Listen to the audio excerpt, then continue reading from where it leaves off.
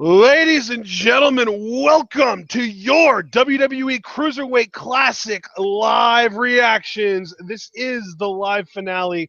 We are streaming our reactions to the show live as it happens. Brief discussions from Mauro Ranallo and Daniel Bryan so far, and now we're getting an introduction or a reintroduction or a highlight video, whatever you want to call it, to TJ Perkins. Yes, TJ Perkins, who is absolutely freaking insane. And yeah, Cruiserweight Classic. This is the finals, guys. We're going to crown a winner tonight. I can't fucking wait. This tournament has been one of the best things that WWE has ever produced. And I'm sad to see it go, but I'm very curious who's going to win it all tonight. I said it was just TJ Perkins. As it turns out, we're actually getting separate highlights of every competitor that's left in the CWC. So Perkins, ZSJ, Ibushi, and Metalik. Yes, and I'll tell you, man, honestly, I mean, I love Ibushi and Sabre, but I think my heart's kind of pulling for Gran Metalik in this. I've really enjoyed him in the tournament. So yeah, I have too, man. I have too. So we'll see if he can win it all. I mean, I know a lot of people have pegged either Kota Ibushi or Zack Sabre Jr. to win it all, but Gran Metalik and TJ Perkins, they're not going to go quietly, so they might surprise us tonight. Man, this Cruiserweight Classic, the matches have been absolutely stellar. And favorite as far as who I want to win most is TJ Perkins, but I'm still picking Zack Sabre Jr. to win. Yeah, and you know what? TJ Perkins, the guy that makes it look easy, he was a great discovery in this tournament for me because I only saw very little of him as Manic and all that work, but just seeing him as himself has been a delight. And I'll tell you, man, 4 amazing competitors here: Metalik, Sabre, Ibushi, and Perkins. Only one can call themselves the inaugural Cruiserweight Classic tournament winner. And yeah, man. And I believe we're about to begin. I believe you are right. I'm waiting. Here we go. Bell just sounded. And is this a tournament match, partner? Because I don't pay-per-view ring announcer. And yeah, it's a semifinal match. It's Gran Metalik, and I believe he is going to be taking on Zack Sabre Jr. So ending of this match, the winner of this match should be very telling as far as how the finals are going to shape up, because you've got to assume if Gran Metalik wins this match, it's probably safe to assume TJ Perkins is also going to win his match. On the other hand, if Zack Sabre Jr. wins this match, I'm picking Ibushi to defeat TJP. Yeah, I would have to agree with your assessment there, as Gran Metalik looking confident, and he has had quite a journey in this tournament. I mean, he beat Tajiri, Akira Tozawa. Like, he's beaten legitimate names. Zack Sabre Jr. the same way. I mean, he just most recently beat Noam Dar with a sick-looking submission hold. And then, you know, prior to that, he beat Drew Gulak in a barn burner. So both these guys, I mean, their road has been paved and difficulty and all that other stuff. But they are incredible athletes, and they've persevered. Match is going to be a massive stylistic clash. Metalik really, I mean, I'm sure he's capable of using submissions, but he has very, very little in usage in his matches. He almost never uses submissions. His moves are all high-flying, high-impact moves. On the other hand, is kind of that pure technician. He loves submissions. He loves wrapping his opponents up in knots, and he loves strikes, which is another thing that you'll see Metalik use very, very rarely. So these guys couldn't be more opposite unless they were like, as far as, you know, maybe like one of them not being a cruiserweight. That's the only thing I could think of. And now here is Zack Sabre Jr. And I'm glad you pointed out, partner, the contrast in styles, because I mean, like you said, you do have Zack Sabre Jr. He's that technician. He can slap on a submission hold any which way, any limb you give him. He probably has 500 holds for each limb. That's just how proficient he is. I mean, he really is a genius between those ropes. The handshake, Metalik and ZSJ shaking hands. Yeah, definite show of respect there between these two. The bell. Oh, and immediately the drop kick from Metalik off the ropes. He wants a suicide dive, and he gets it. Yeah, Metalik not wasting any time here. Great sense of urgency from him, as it should be. You know, it's the Cruiserweight Classic semifinals. Oh. You win this. Springboard. Oh, wow, springboard senton. That was beautiful. 1, 2. And ZSJ immediately kicks out. But, man, Metalik is bringing it. He has a sense of urgency. Absolutely, partner. And again, you have to. You have to have that sense of urgency. If you don't, you know, you are going to lose this thing without question.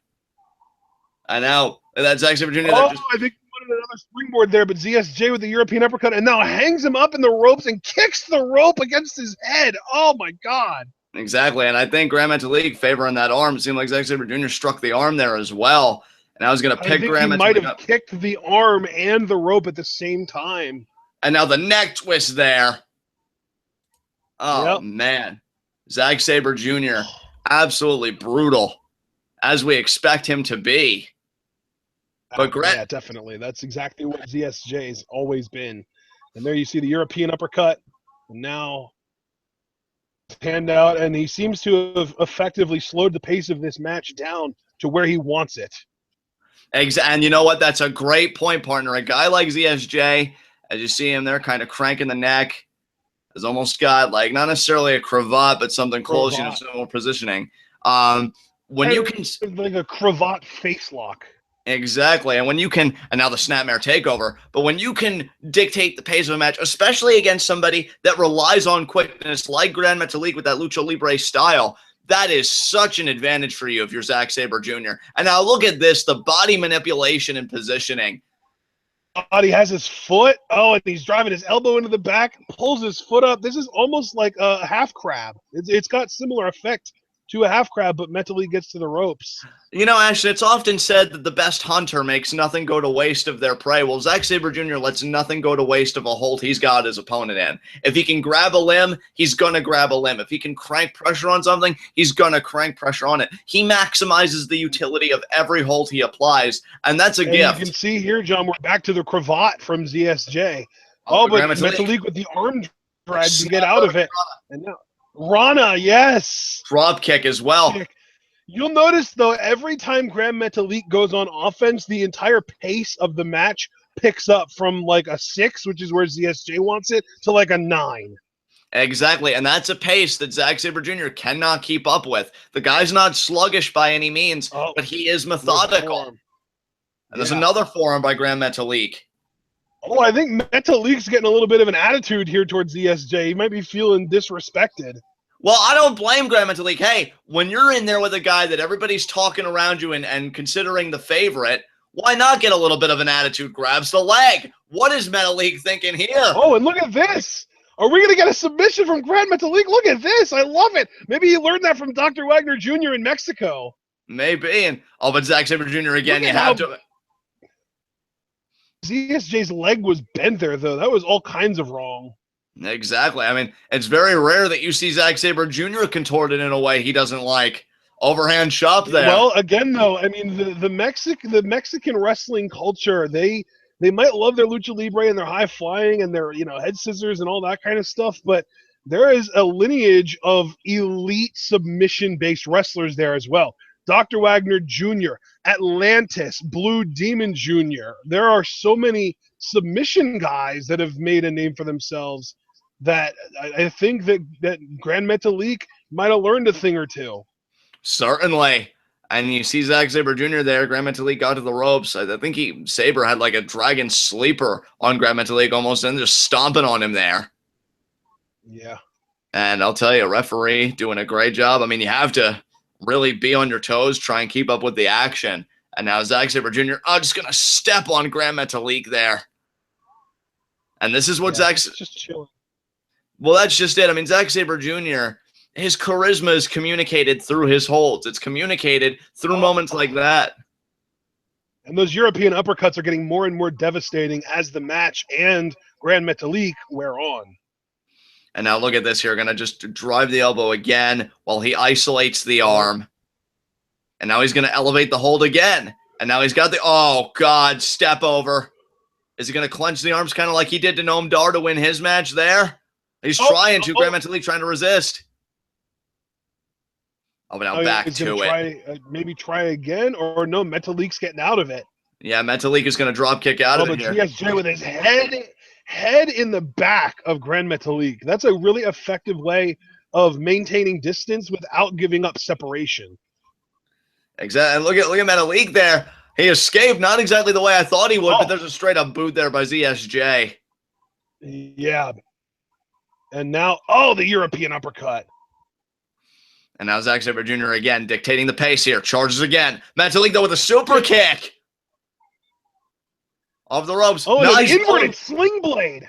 Yeah, I was going to say like a sling blade style bulldog. And now shooting star press. 1, 2, and ZSJ kicks out. This match, I'm telling you, man, the pace of this match is extremely eclectic because whoever is on offense is the one that is determining the pace. When Zack Sabre Jr. goes on offense, when he starts to pick up momentum, the match slows down. And then as soon as Gran Metalik picks up momentum, everything gets kicked into high gear. Exactly. Nice drop to hold there by Gran Metalik. Could it be a Mahistral Cradle? It is a Mahistral Cradle. Oh, but Zack Sabre Jr. countered. Only a 2 count. There's the Cradle. 2. Oh, that was close. That was the closest near fall we've had so far, I think, John. Definitely. Look at this, though. Metalik ducks. Waistlock. Sabre fights out of it. Slides through. Oh. Pin. 2. Metalik kicks out. That was actually really difficult to kick out of, it looked like. Definitely. And you see Metalik looking just a bit sluggish. Do we got an octopus stretcher? Octopus, yeah. Yeah, definitely an upgraded version of an octopus. Seems like it has a few more layers. Sunset flip here. 2. Oh, it's actually Sabre Jr. just gave it. That was close. Would you say the octopus had more than 8 legs, John? Beg pardon? Would you say the octopus had more than 8 legs? I certainly would, partner. And now look at this guillotine here by ZSJ. Let's use the Kimura out of this, though. I'm waiting for him to switch it over. Oh, look at this. Gran Metalik. Wait a minute. Guillotine, but then look at this. Metalik reversing. Has him in a full mount. Into the Boston Crab. Look at this. I love that Metalik is willing to meet ZSJ halfway on the submissions, but ZSJ going for the bridge. Oh, but no, Metalik too. And ZSJ kicks out. Man, submissions and pin possibilities like it's going out of style. It's crazy. Well, I mean, did you notice that was a modified sunset flip almost because he had the one leg kind of cradled, trapped a little bit. Very unique variation of a sunset flip by Gran Metalik. And that was Zack Sabre Jr. there, another uppercut there. These two are going at it full throttle. Yeah, they really are. Oh, the slaps now. Oh, but the European uppercuts and the headbutt from ZSJ. And now Gran Metalik. Oh, but look at this. Metalik. What a lariat. See, that, my friend, that he learned in Japan. Yes. And now, going to crawl over here, going to hook the leg. 2. Zack Sabre Jr. again kicking out. And Gran Metalik, what does he have to do? And now, could it be that lariat, man? That was brutal. Oh, and here you got ZSJ flinged off the ropes, though. Oh, but another European. Oh, super kick. I think Gran Metalik was thinking about that Samoan driver earlier. Now's not the time, but the elbow. Nice. Back elbow. 1, 2. And a kick out. I'll tell you, that Samoan driver might be the answer for Gran Metalik, but you got Zack Sabre Jr. is so slippery that I would only go for it if I knew for a fact he was out. Like, you need a big knockout move to precede that Samoan driver. Oh, and now Gran Metalik. The drop kick? No. Uppercut. The European uppercut. Now Zack Sabre Jr. Oh, no, the PK. The PK. Is that going to be it? 1, 2. No. Gran Metalik kicks out. Gran Metalik staying in. And Zack Sabre Jr., you see that look on his face. If that's not frustration, I don't know what is, partner. He's thinking, definitely. You got to imagine both these guys are frustrated, though, because they've both been throwing absolute bombs at each other, and neither one of them is done. Exactly. I mean, even though we have been getting near falls, there's just this air to this match. There's this feeling that I've got in the root of my stomach, in the pit of my stomach, rather, that this still isn't anywhere close to over. I feel like this is going to go at least another 5 minutes. Yeah, I mean, these guys, when you're talking about an opportunity as prestigious as going to the Cruiserweight Classic finals, these guys are going to dig down and find reserves they never even knew existed. There's a headbutt there by This Gran is a Metalik. 2-hour special, ladies and gentlemen, so this is going on until 11 tonight, and we've only got 3 other announced matches. Perkins versus Ibushi. We've got the winner of this match versus the winner of that match. We've got Johnny Gargano and Tommaso Ciampa teaming up. Opponents are, though. So those are the 3 matches we know we're getting tonight. We just don't know, going to be in the finals yet, and we don't know who Ciampa and Gargano's opponents are going to be. Exactly. And now Gran Metalik laying in the forearms off the ropes. Oh, Sabre caught him half Nelson suplex. Another Japanese trope, man, those forearms. And there you see the big boot. I love that Metalik is finding a way to combine Lucha Libre with strong style here. And look at ZSJ with the crucifix hold, armbar that he did in the first match to pick up a victory. Yes, and now it looks like it was almost like he's going for an octopus. Yeah, but it's almost got like an abdominal variation as well, because you notice he's got the one arm crank back like it would be an abdominal stretch. Yeah. This is like a hybrid octopus crucifix armbar, but Metalik gets to the rope, so it doesn't even matter. Yeah, but it does make him expend energy, partner. That's the thing. Of course, yeah. Everything expends energy, though. Exactly.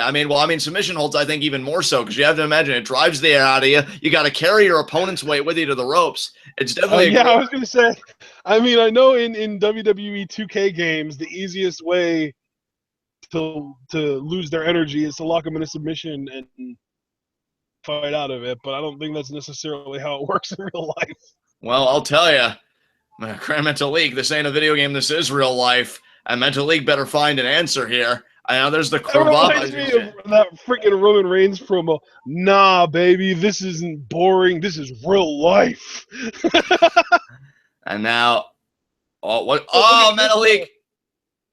He crotched him on the ropes, and now I think we're gonna get a head scissors, maybe. Yeah, Frankensteiner. What a snap on that too! Holy crap! What is Metalik thinking about here? I'm thinking he's probably trying to go for a springboard move. I just don't know what. Maybe a springboard 450? Springboard 450? No, a springboard splash. But CSJ caught him in the arm, in the triangle even. He caught him in the triangle. Oh, now he's going to bend it back. And an arm wrench there. What do you even call that? Metalik may have to tap here. He's saying not yet, but how long can you last? No, he's relieving a lot of the pressure by lifting his torso up. Oh, look at that! Going for a pin with the bridge. 1, 2. Oh, no. CSJ broke it just in. I thought Gran Metalik was going to have it there. What a counter. That was a great move, though. He basically just outmaneuvered Zack Sabre Jr., which is very difficult to do. Oh, could be. There it is.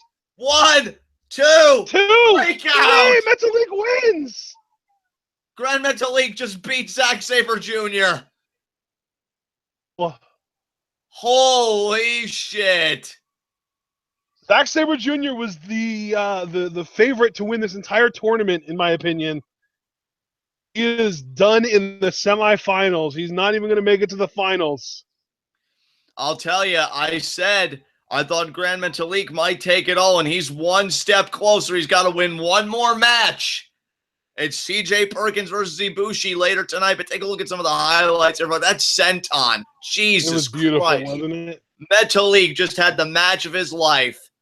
If you're not sold on Gran Metalik now, you never will be, because that man left everything in there. And we'll see how much more he has to give in the Cruiserweight Classic finals. That was nuts. Yeah. And you see what a brilliant counter there by Zack Sabre Jr., that triangle. ZSJ does that a lot to guys that do high-flying moves, but I thought that the real brilliant counter was Gran Metalik finding a way out of it by turning it into a bridge pin attempt. Exactly, and then the Samoan driver, bam. How quickly he's able to execute this Samoan drop out of the fireman's carry. And gets the win.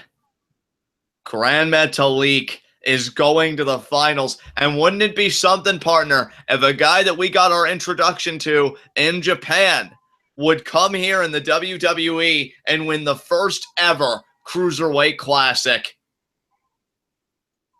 Hell, you even said at the end of the last Cruiserweight Classic episode, before the finals, that It really would be something if Gran Metalik and TJ Perkins were the finals, and we're one step closer to that being reality. And you see William Regal. And you know what, though? Based on Gran Metalik winning this match, I'm actually picking TJ Perkins to defeat Kota Ibushi. And that just might happen. And you see William Regal donning the Cruiserweight Classic medal around Gran Metalik's neck. And here you can see, I believe this is Charlie Caruso and Andrea DeMarco in the ring with Gran Metalik. Yeah, getting, I guess, some comments from the winner here. Can't say I blame them. An English speaker and a Spanish translator asking Gran Metalik. Yeah, what a win for that man. Oh, that was cool. He spoke English to say thank you. That's awesome. What a win. It's amazing to me that Metalik is as good as he is without even knowing English yet. Yeah. And that is really something. And I'll tell you, Gran Metalik as the first ever Cruiserweight Classic tournament winner sounds mighty fine to me. But he had to pull out all the stops against ZSJ. But what a sight seeing him with that medal around his neck. Man. I see that medal and it just makes me think of the frickin' tonight on Lucha Underground with Katrina and Agent Vasquez. Yeah, really. We'll have plenty to talk about there later tonight, but for now, Gran Metalik go into the finals. TJ Perkins versus Kota Ibushi. I don't know how I'm going to live through that because Gran Metalik is actually... Dude, I know, dude. That's the thing. It's like another example of completely opposite styles because Ibushi is like this overly intense, I'm going to kick your face in and you're going to enjoy it. And then TJP is the exact opposite. Like, he's this laid-back, chill, I'm just going to, think you're going to do, and then I'm going to dodge it or counter it and do my own thing. Like, they're just complete opposite, not even necessarily opposite styles, just opposite personalities, really. Exactly. I'll tell you. And what a match. I can't get over how great that match was. And Gran Metalik has to be upset of the night so far. We'll see if TJ Perkins can match it. And I'll tell you, either way you look at the finals, it's an interesting situation because you could either have Gran Metalik versus TJ Perkins, and TJ Perkins has seemed unstoppable, or you could have Gran Metalik versus Kota Ibushi. And I'll say this about Kota Ibushi. I don't know if you saw this, partner, but when Brian Kendrick got knocked out of the tournament, he said, I hope Kota Ibushi goes on to win it all because now that Daniel Bryan's retired, Kota Ibushi is the best wrestler in the world. So, Brian Kendrick. I didn't know that, but that's interesting, yeah. And here we're getting a preview package for Ibushi. Cedric Alexander? I think it was. Okay, so this is just like a recap of the whole tournament, maybe? I don't know. I'm thinking either that or it could be just an advertisement for Raw's Cruiserweights because they're coming. Probably the next Raw because they've waited for the tournament to end September 19th. So yeah, it's been confirmed. That is actually the date that the Cruiserweight division arrives on Raw. The first episode of Raw that I watch in a little while because I didn't watch this week's and I barely watched last week's. So yeah, and I'll tell you, John. Say that again, partner. I said, there you go. That's your confirmation. It said that Cruiserweights arrive on Raw this coming Monday. Yeah, exactly. And I wonder what Stephanie McMahon and Mick Foley are thinking of this tournament, given that the Cruiserweights are the exclusive property of Monday Night Raw. Yeah. I wonder if, even if they don't say it, if they've got somebody they're pulling for in this tournament. I mean, Gran Metalik certainly had to open up a lot of eyes. Definitely, dude. And that's the thing, too, is I wonder if they're going to turn the CWC into a yearly thing.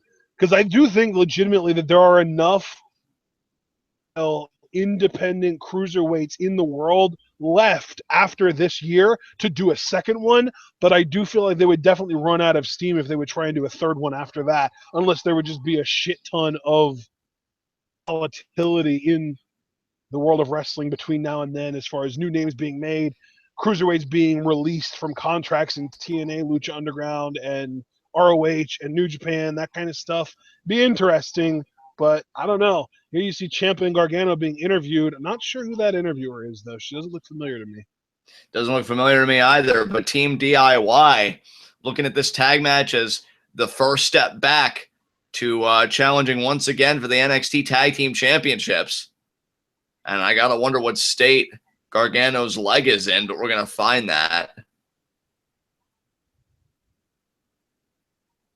And, yeah, we're getting comments here from these guys. They saying anything of interest, partner? So, no, I can barely hear them. Yeah. So we'll just say they're hyping themselves I think up. they might be next. That's interesting.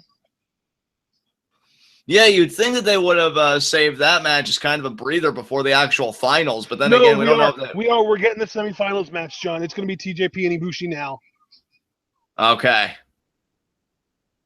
This is going to be something, folks.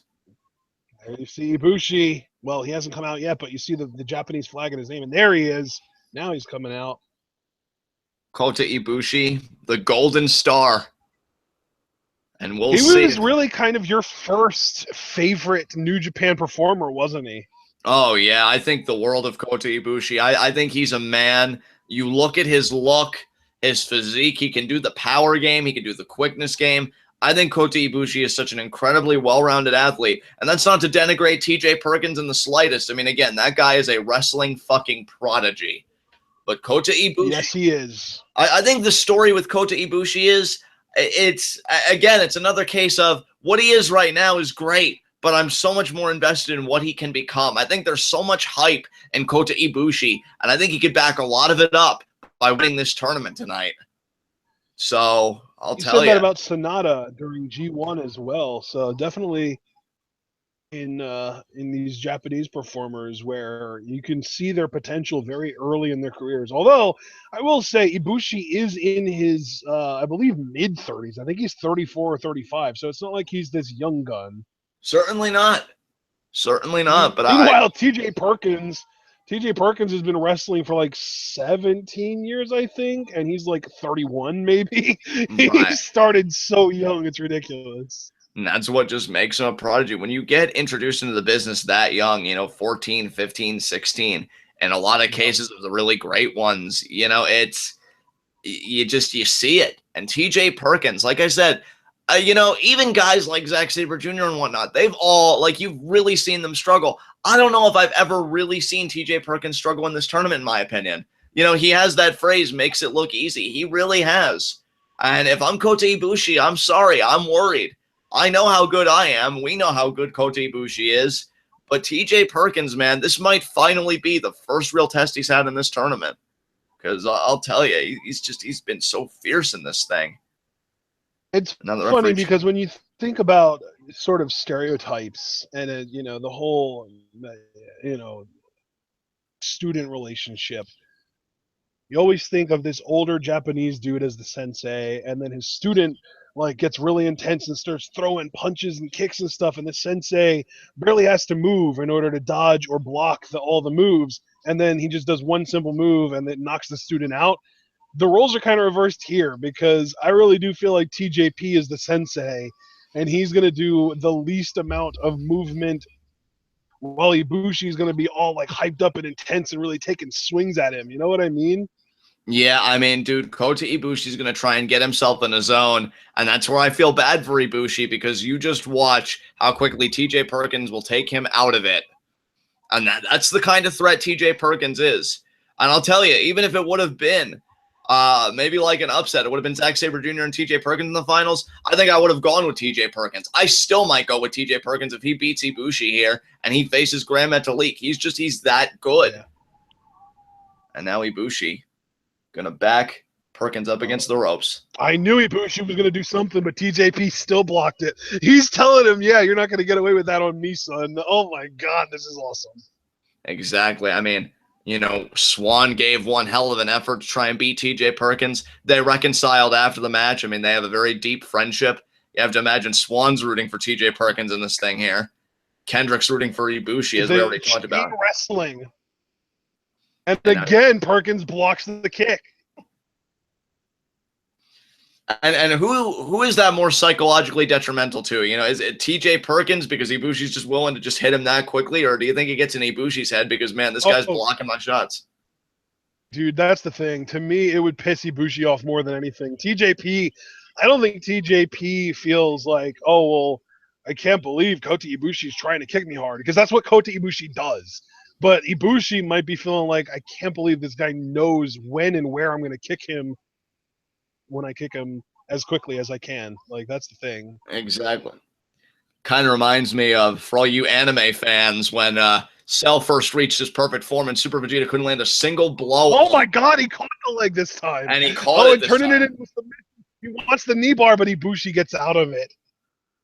And look at TJ Perkins, though. Getting frustrated. You can see it in his eyes, man. And TJ Perkins just looking calm. Like, look at that face. That's the face of a guy that gets a text from his girl saying she's not going to be able to make the movie tonight. That's just his level of friend. It's not much. It's just enough. Like, okay, I know what I'm in for. Like, TJ Perkins has this level of calm about him that I envy. And now, going to work the wrist here. And now Kota Ibushi, they're going to try and get the leverage on his side. Yeah. Now TJ Perkins. Is he going to try and reestablish control? I love the here? primary colors in TJP's pants, too. Oh, yeah, here we go. Head scissors. Take that. And just like that. Just like that. And you can even see the people in attendance. They know. They know what's happening. It goes right into the lateral press and a kick out. That transition, the fluidity that TJ Perkins exhibits in his matches, next freaking level, people. Yeah, he's exceptional. Off the ropes, but flips right through. He knew it was coming and goes for the swing. Ibushi dodges and then the kick. First Ibushi kick that Perkins hasn't caught or blocked. Well, I think all that momentum, he had so much momentum on his side, he couldn't stop it. And he just got the air driven out of him there because of that kick. We're going to see the replay here. And you see that Ibushi off the ropes. Bam. I should say Ibushi had all that momentum either way. Oh, but look at that. TJ Perkins playing the spider. And Ibushi That's like I believe that catching himself in the ropes like that is kind of a vintage manic side maneuver. Yeah. Nice drop kick there by Ibushi. Is he going to follow it up maybe with a triangle moonsault? Definitely. That's his thing. He does it every match. Perkins with the kick in the butt. Oh, and Ibushi landed hard. Yeah, Ibushi crumpled there. That was ugly. That was ugly. But I'll tell you what, though. That is so advantageous to TJ Perkins because that moonsault, what it would have effectively done is really dictate the pace for Kota Ibushi. TJ Perkins just slowed this match down. And that kick, right, looked like, again, to the backside, to the thigh, just made Ibushi crumple. And now Perkins is in complete control here. Ibushi can't even get back in the ring yet. That is so telling. And look at this, Perkins. Is he going to let the count? I think he's going to let the count go. And you know what, though? That's smart. Cool. And that was close. Headlock takedown. Back. Drop kick right to the arm there. Goes for the pin now. One. Kicks out. You know what? And guys, just to really kind of set the table here, I mean, you know, TJ Perkins attempted that count out. Keep in mind, you know, the people in the finals, this will have been the second match that they wrestle. I mean, Gran Metalik already beat Zack Sabre Jr. He's going to have to wrestle twice in one night, as is the winner of this matchup. So TJ Perkins is probably thinking the less energy I expend, the better my chances in the finals, which is definitely a very intelligent way of approaching it. Oh, and he caught it dragon screw. Oh, man. I'll tell you, Kota Ibushi, he can't be homesick because that's got to remind him of Tanahashi. Yeah, no kidding. And now TJ Perkins. Pete working over the leg. He's got a cravat on that foot. Yeah, just twisting it, man. Oh, my God. Oh, and now look at this. Brutal submission here. And the butterfly lock with the legs crossed. Wow. Yeah, I'll tell you. Yoshihashi, take notes. I think this is how you do a proper butterfly lock and get the most out of it. That looks brutal. Kota Ibushi, though, back in TJ Perkins. That's great ring awareness there by Ibushi. Knew where he was. Drove Perkins into the corner there. Oh, but now Perkins off the Oh, what ropes. a drop kick. And now Ibushi staying in it. That drop kick keeps him in this match. And now TJ Perkins going to try and pull himself up here with the ropes. Nice kick. Kicks off there. Frankensteiner there from Ibushi. Nicely done there by Ibushi. And now, could he be thinking a triangle moonsault here for the second time? He's got to get up He first. might be. He's kind of wagging that Had him finger. scouted the first time, but TJP might not be with it enough to stop it this time. And that's just it. Like, he may be so stunned after that head scissors there. And now, triangle Let's moonsault. go. Oh, and he went all the way up. And he got it, yep. I feel like normally he does that off the middle turnbuckle, doesn't he? Lately, he's been doing it off the top rope like that. I think somebody must have told him, hey, it would look better if he did it like this. And he's changed up his game. Here you see it again. Oh, that's a beautiful moonsault, man. Look at the air he gets. Gorgeous. And I'll tell you, TJ Perkins now going to be brought back in the ring.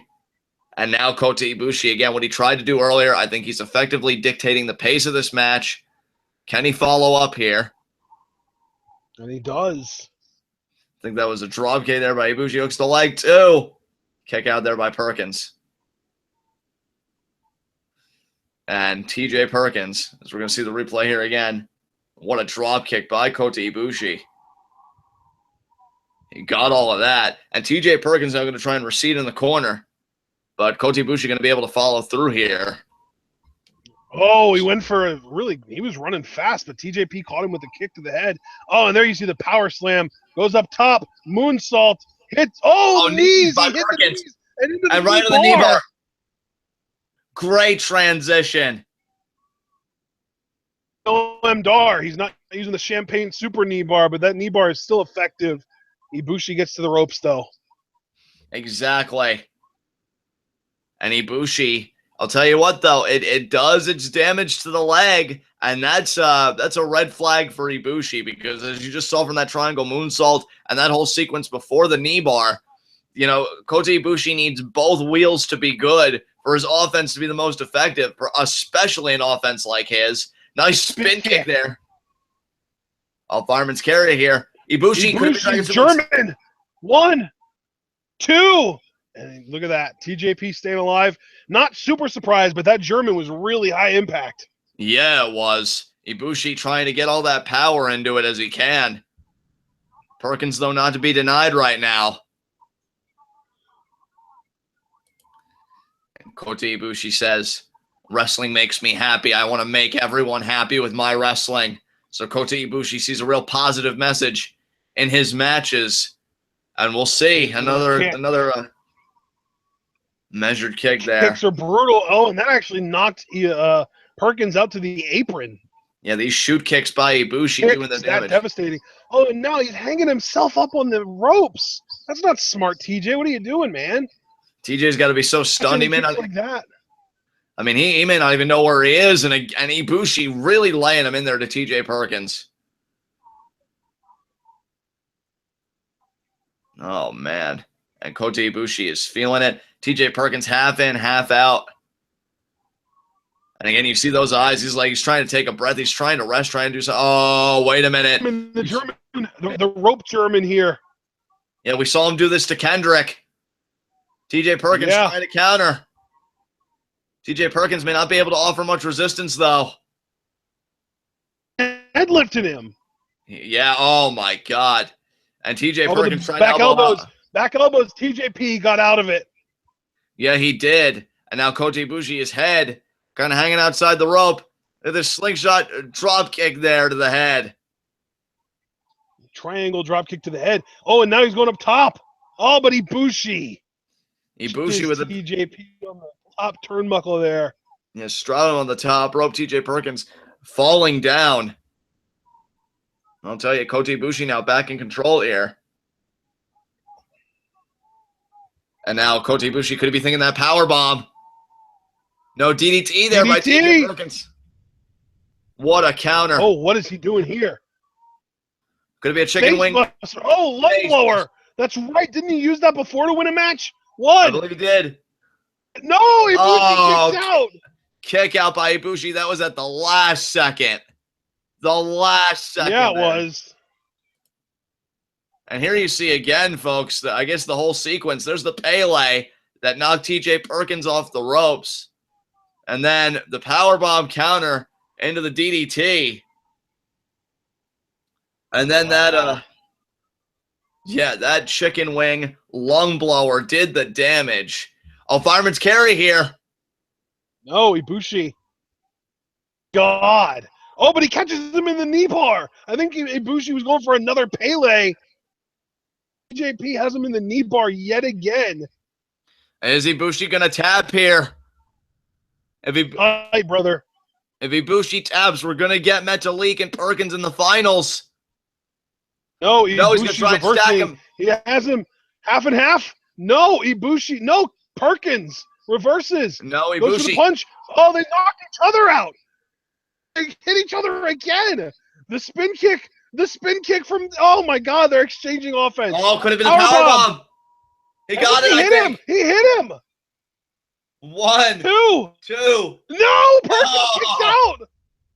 Oh my God. And Kota Ibushi can't even believe it. Good. Yeah, he actually kicked out of the powerbomb. Unbelievable. The first person. And this audience has come absolutely unglued. Look at these people. They are all on their feet.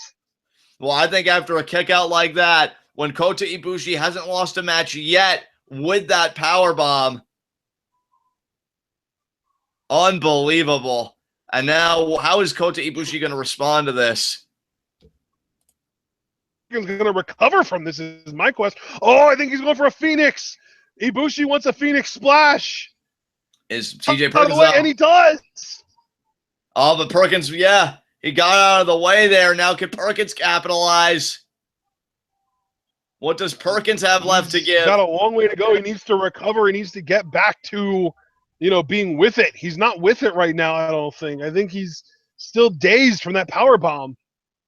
Out of the way of that Phoenix splash, but I feel like that was more on instinct than actually being aware of his surroundings. And now just a forearm exchange.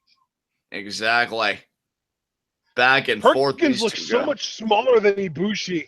These forearms from Ibushi are really knocking Perkins for a loop. Exactly. Perkins ducks, has him up. Fireman's carry. Oh, Benadriller. Benadriller. And now, could it be? Oh, no. God, is he going to pile drive it? He is. Oh, that's got to be it. That's got to be it. 1, 2. No, it's not. Are you kidding me? Are you kidding me? Ibushi Perkins will not say die. He's got more heart than Gargano. This is ridiculous. I'll tell you, Ibushi, that driver did the damage. Ibushi. Unbelievable. Side. Oh, but Perkins. Oh, Perkins. Score. And he got it. To tap out, isn't he? I think Ibushi might have to tap. He's up. Wait, he's trying to get. Oh, but he fell. He fell. He was trying to stand up. Oh, and now look at how tight Perkins has this locked in. Oh man, if he's grabbing him. He's got him in an STF almost. Oh my God, that's got to do it. Ibushi he is cranking it so hard. He's tapping. Ibushi's tapping. We got TJ Perkins versus Gran Metalik in the finals. That's it, man. Oh my God.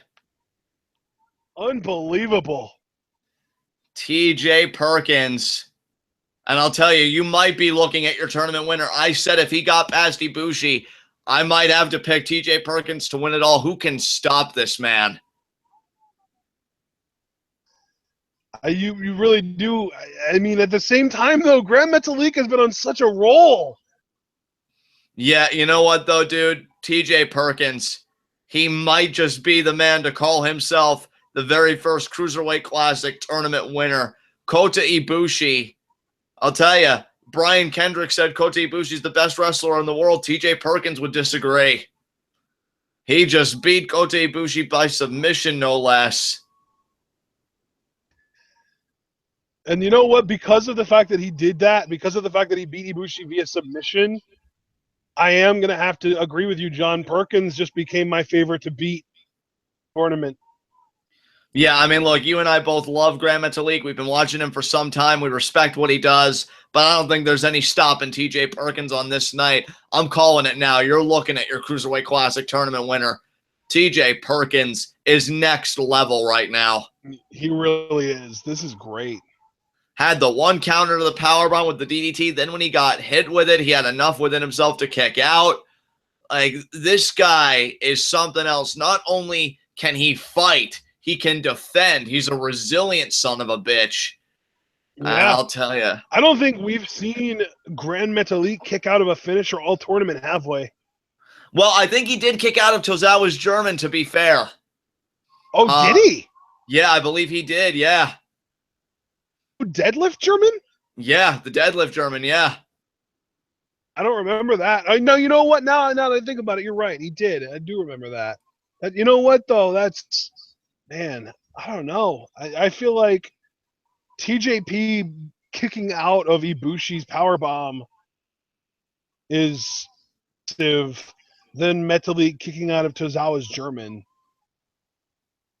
Yeah, I'll tell you. Metalik is resilient. He's strong, but those submissions of TJ Perkins, I mean, how much? And you know what, though? I will say, if Gran Metalik was to prepare for TJ Perkins, no better opponent than Zack Sabre Jr., who also really relies on submissions. So we'll see. And there's the show of respect by Kota Ibushi. Wow, though, what a great moment for TJ Perkins. And now you see William Regal handing him finalist medal that he also handed to Gran Metalik earlier. I believe we're going to end up getting an interview here very soon. I'll tell you what, TJ Perkins, what a career this man has had. To go from being manic, multiple-time X Division champion in TNA, to now in WWE and doing so well, he is one match away from winning the inaugural Cruiserweight Classic. And here, I believe this is Charlie Caruso interviewing Perkins.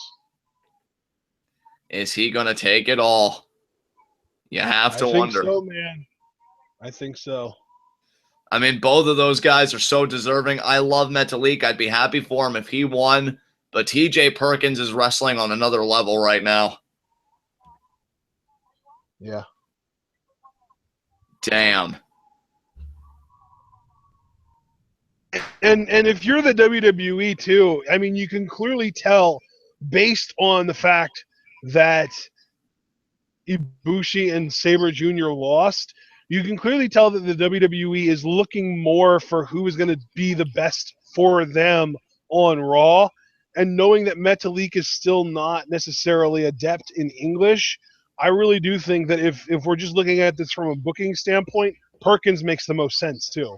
Perkins makes the most sense. However, if WWE wanted to take a chance, again, appealing to that Hispanic market, especially now there's a huge void with Del Rio. I know this was taped way in advance, but still, they may want to create another great lucha star. This wasn't taped in advance. This is live, brother.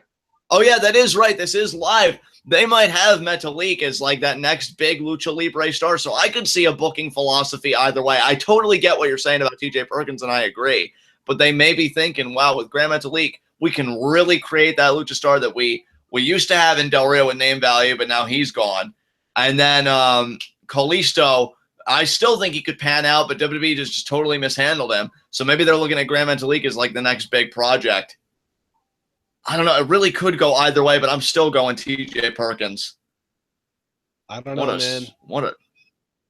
What a submission. So both of those matches were excellent, but now, oh, God, don't show me Raw. I don't care about Raw.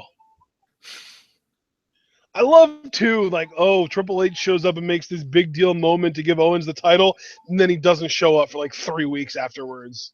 He's showing up at Clash of Champions. I'm calling it right now. But that's not really helpful until then. Yeah, exactly. But yeah, because I can already tell you how I think Owens Rollins is going to go. Rollins is going to have a point in the match. Maybe he hits a pedigree or something. There's probably going to be a ref bump or something. He's going to be moments away from winning the Universal Championship. Triple H is going to come out again and save Kevin Owens' ass. Not that I'm complaining, just telling you what I think is going to go down. I know. Oh, there's Noam Dar and Cedric Alexander. I wonder if these are going to be Ciampa and Gargano's opponents tonight. And if they are, that's going to be one hell of a tag team match. It is. The interviewer just said that they were facing Team DIY. Wow, that's going to be one hell of a tag team match. I kind of like the idea of, Noam Dar and Cedric Alexander tagging up. That seems like a potent team to me.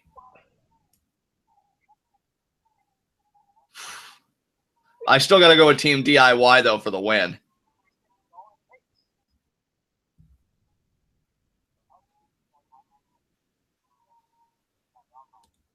And Cedric Alexander.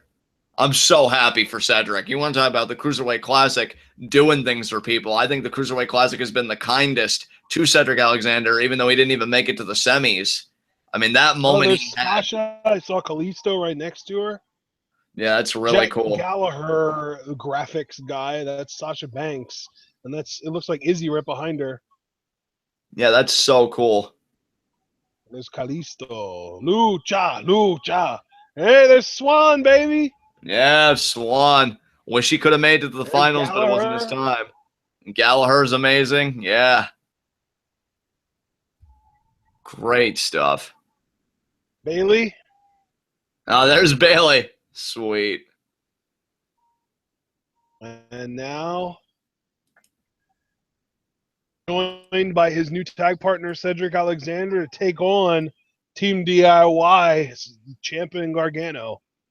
Yeah, buddy. CWC competitors, I should say. I don't know. What do you think, man? Do you think the upset's going to happen, or do you think this is more just kind of a really interesting way newer non-winners into the card along with an established NXT team? Oh, yeah, definitely the latter. I mean, Gargano and Ciampa are getting the win here because what they're doing after this is the Revival. They have not forgotten about the Revival. They don't want to forget about the Revival, and a win here would be the first step in putting them back in the hunt. They're not losing this one. I mean, it's almost like their lives depend on it. They want the Revival that badly, but I will say I think Noam Dar and Cedric Alexander are going to give them one hell of a run for their money. And I'll tell you, Cedric. Yeah, Cedric. This crowd absolutely loves Cedric Alexander, dude. Yeah, dude, like I said, the Cruiserweight Classic, Cedric Alexander may not have the finals to show for it like Perkins or Metalik, but I think the Cruiserweight Classic was the kindest to Cedric Alexander because this crowd wanted Cedric so badly.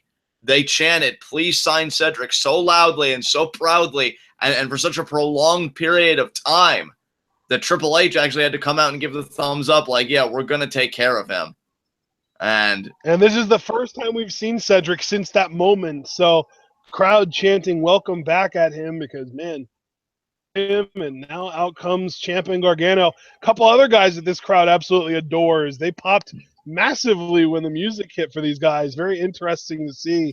I think Noam Dar really is kind of the odd man out in this match. I feel like maybe he should have been replaced by Jack Gallagher if you're going to have crowd favorites, but maybe Gallagher wasn't available. Oh. Yeah, I mean, you have to wonder, may have been a scheduling conflict, may have been like a booking conflict, but Noam Dar is in this spot, probably grateful to be in this spot, had a clinic with ZSJ, came out on the losing end. I'll tell you, Noam Dar and Cedric Alexander, it's an interesting contrast, these two, because Cedric Alexander does have a bit of a technical flair, but not nearly to the degree of Dar, and Cedric Alexander, he can do that high-flying stuff, and Cedric, I'll tell you, he is in the best shape I've ever seen him. You and I have seen Cedric Alexander in ROH. There was a time where he seemed like he really just didn't care, kind of gave up on his appearance. ROH wasn't doing anything with him. Being in the Cruiserweight Classic has given a second life to Cedric Alexander. Yeah. And that's so wonderful for him. So happy for him. And now the bell rings here. Ciampa and Alexander are going to start things off. And I'll tell you, man, it's going to be good. You see the leg pick there by Cedric off the ropes. Rolls through. Vaults over. Runs the ropes. Yeah. Ciampa caught him. Was kind enough to point out and remind me that, yeah, Jack Gallagher is in the crowd. So it was just a poor decision to not have him in this match over Dar. Yeah, I'd have to agree with that. There's a drop kick there by Alexander. Yeah, he's going to be a huge deal on Raw.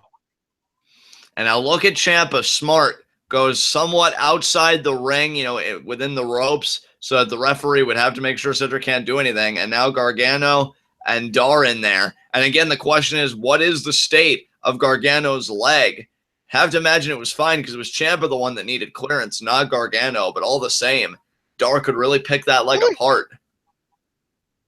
Dar is built like a 45-year-old Shawn Michaels. It's weird. Yeah. Chop there by Gargano. Oh, gets taken down and now ankle lock. Ankle lock. No. Oh, Gargano slides out. Slippery. Probably because of all of the baby oil. There you go. And but Gargano into the crucifix pin. That's what he used to defeat Ciampa in their opening round match of the CWC. That's right. And now look at this. Dar trying to go for a limb. Gargano escapes. Dar now slides under. Gargano escapes. And what's the name of Gargano's submission finisher? Gargano escape. And now Snapmare takeover here. Down. Ciampa.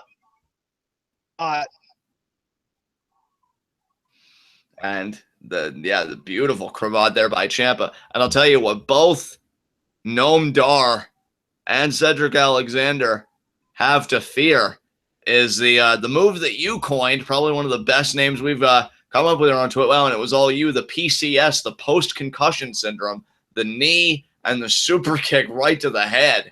Oh, in comes Cedric Alexander and immediately takes over with the boot to Gargano, lariat to Ciampa. Throws Ciampa. Oh, Ciampa reverses the Irish whip. Handspring, kick to the side of the head. Look at Cedric Alexander. And now you know he wants that suicide dive. Or as Amaro would say, Tope Suicida. Exactly. And Cedric is all kinds of fired up. Yeah, he is.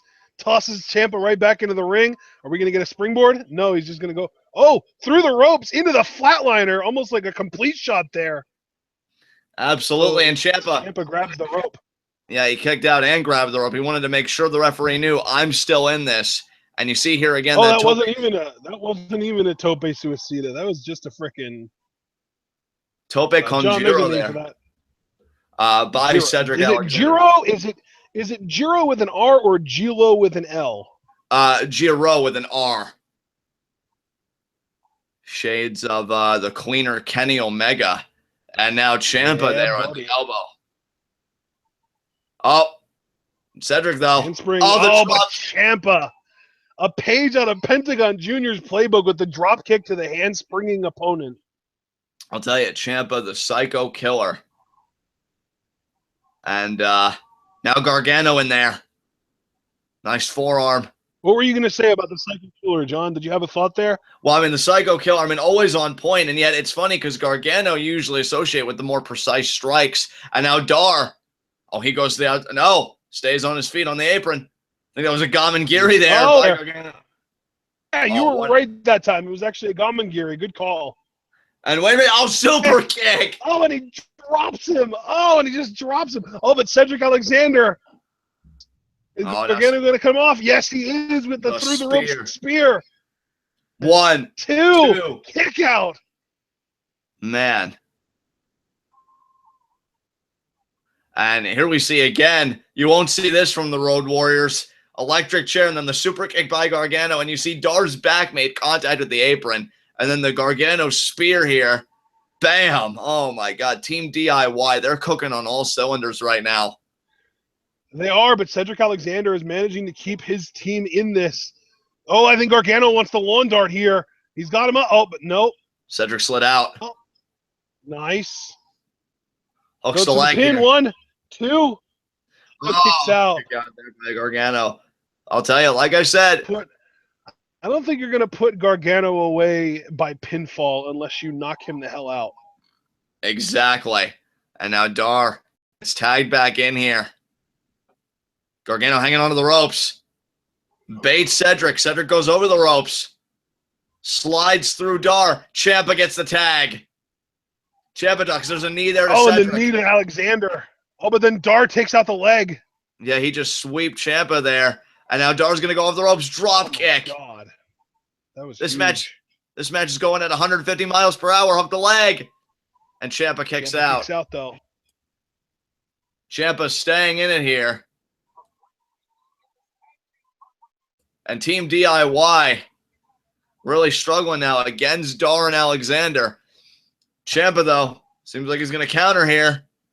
And he does with there the in the bottom left of your screen. TJ Perkins is actually trending on Twitter right now. As interesting that I think he's actually been the only Twitter trend of the night. That could be. Oh, what a pump kick. Gargano there. From Gargano, that was huge. Oh, but Cedric Alexander, and then Ciampa with the discus lariat. Holy crap, everyone's killing everyone. Everybody took out everybody. And now Alexander. He is just laid out. Whoever gets to their feet first, that's got to bode well for their team. Everybody kind of stirring here. I think Ciampa's still legal. And I think Dar's legal as well. So I think Ciampa and Dar for their respective teams are legal. Or no, I think... I'm fairly confident that you are correct, John, yeah.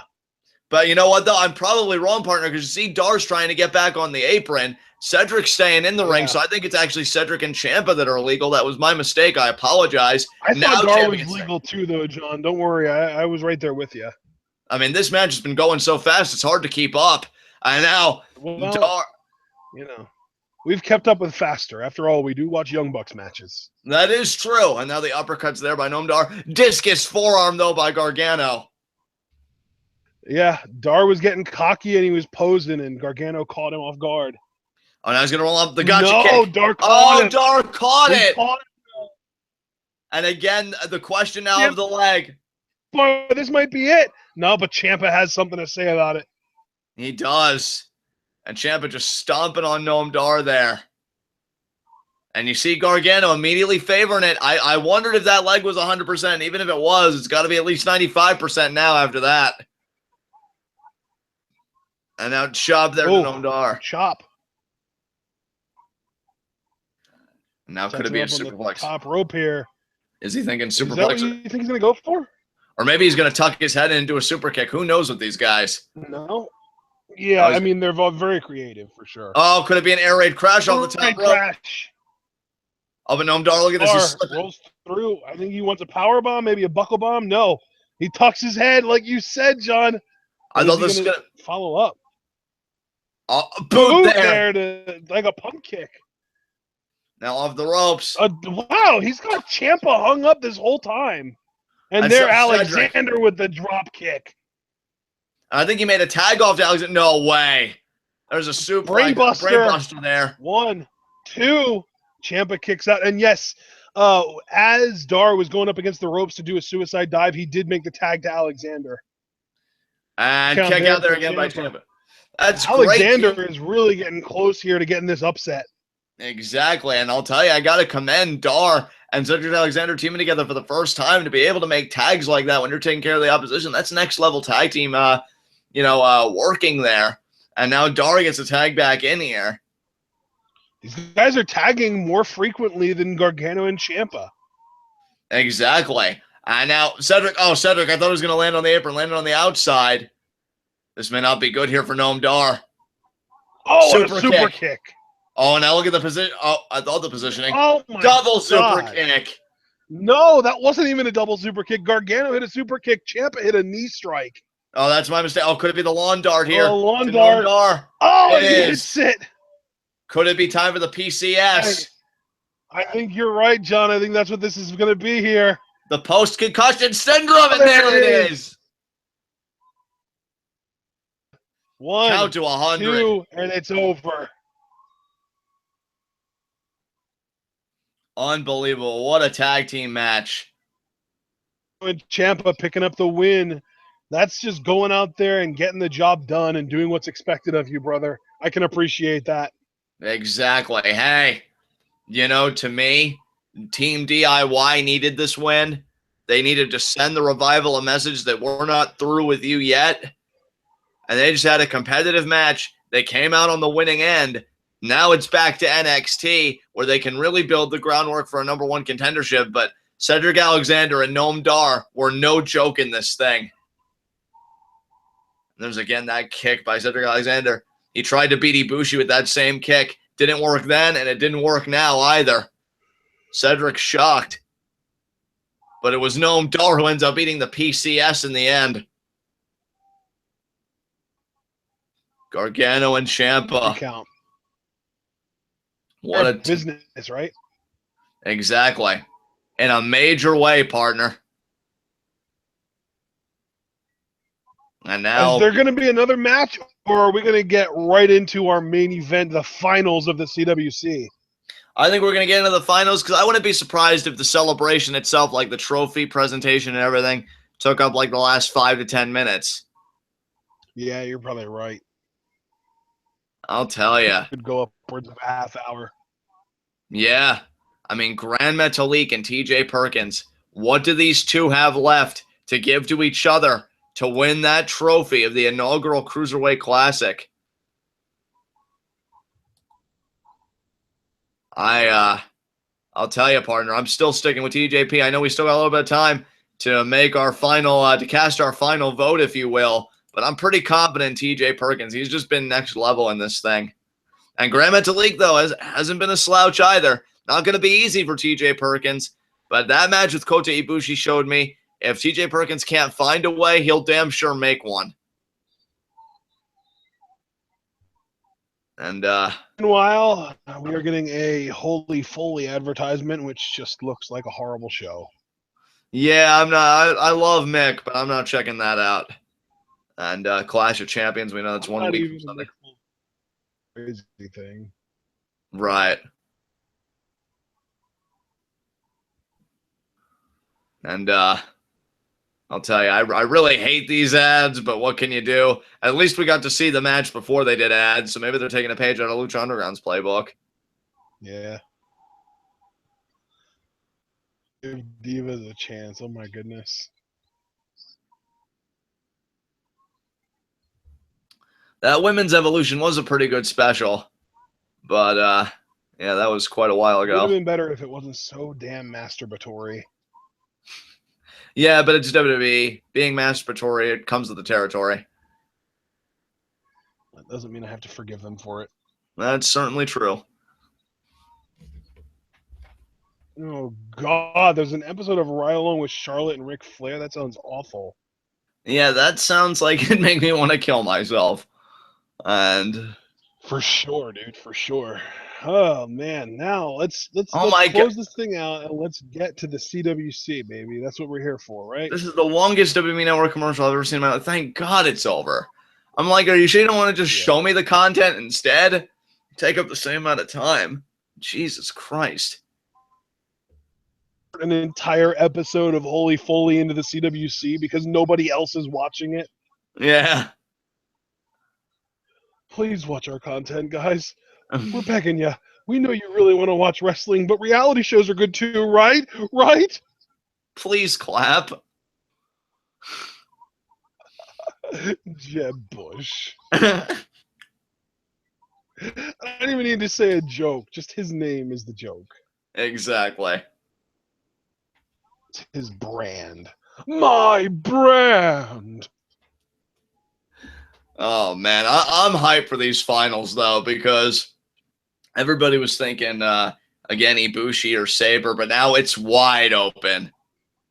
Wide open. I mean, Gran Metalik could win. Perkins could win. I mean, one of these guys is going to make really a huge splash in their career. And now we're being joined here by William Regal. Always great to hear William's opinions on things.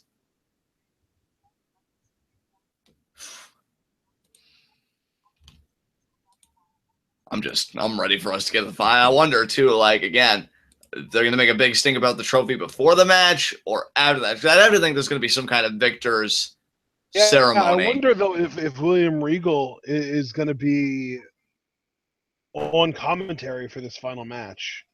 Right. Hey, he'd be a great addition. I would not mind that at all. I think that'd be great. Well, we're getting some insight right now from Regal. Brian and Morrow are talking to him, mostly Brian, just because I imagine if you ever get Brian and Regal in a room together, they just talk about wrestling for hours on end. Exactly. Like, yo, did you see this guy? He's really coming up on the indie scene. And yeah, they just talk.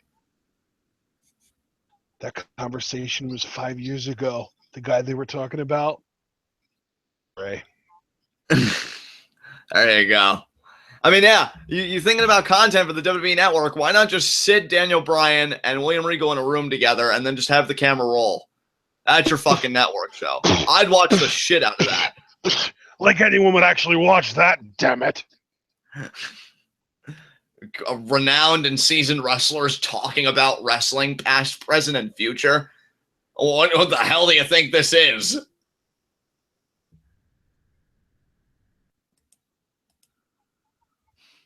Man, I wonder. TJ Perkins and Gran Metalik both have got to have their hearts in their damn throats. I mean, doesn't get any bigger than a tournament like this. First ever Cruiserweight Classic. There can only be one first ever. And then that's the huge thing. It's bragging rights for either of these guys, you know?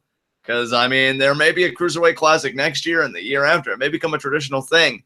But either Gran Metalik or TJ Perkins is going to be able to look up at their trophy, give a slight nod, and say, well, I was the first one. I was the guy that really got the whole trend in motion, that really established the precedent.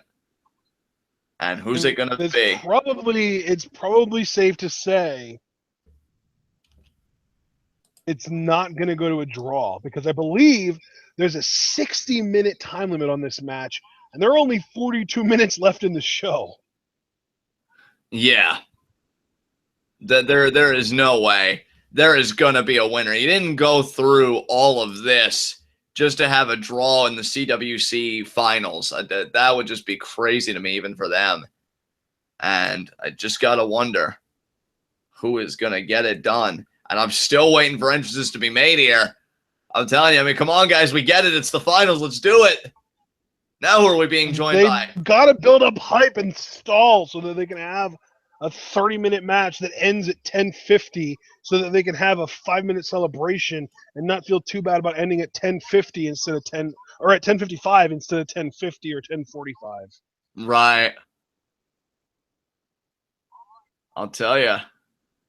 This is going to be something. I mean, Corey Graves. My God, now they're asking Corey Graves, what was your favorite moment in the Cruiserweight Classic thus far? You know what my favorite moment will be? When we get to see the finals. Yeah. I think Corey Graves is thinking, well, I'm just going to ponder the question for a little bit and let it marinate so as to consume time. Just give me a few minutes to really think about this one. I really need to ruminate on this inquiry that you've just posed to me. Really let it marinate for a few moments. Can we please get to the finals? I love you two, but you're slowly killing me. And I have a lot of life left to live, hopefully. Okay, here we go, finally. Getting earlier tonight, we're putting everything in motion. Jesus.